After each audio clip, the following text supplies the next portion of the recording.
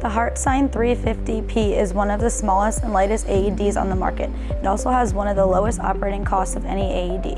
The combined battery and pad inside the pad pack helps simplify maintenance. We will now demonstrate how to use the Heartsine 350P. The patient is unresponsive and not breathing. Call 911. Adult patient, call for medical assistance. Remove clothing from patient's chest to expose bare skin. Pull green tab to remove pads.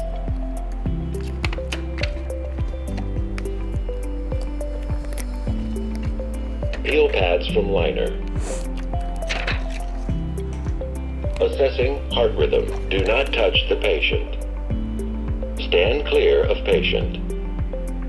Shock advised. Stand clear of patient. Press the orange shock button now. Shock delivered. Begin CPR. It is safe to touch the patient. At this point, we would resume CPR as needed and continue to follow the AED prompts. The AED will analyze to see if another shock is needed every 2 minutes. We will now cover some maintenance tips for the Heartsine 350P. Once per month, you should check to make sure that the pad pack on your AED are in date and that the green light is flashing. We will now demonstrate how to change the pad pack on your device when needed.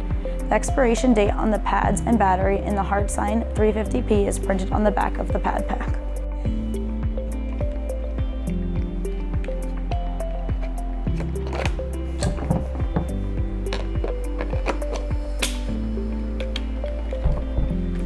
The green light is flashing that indicates the AED is ready for use.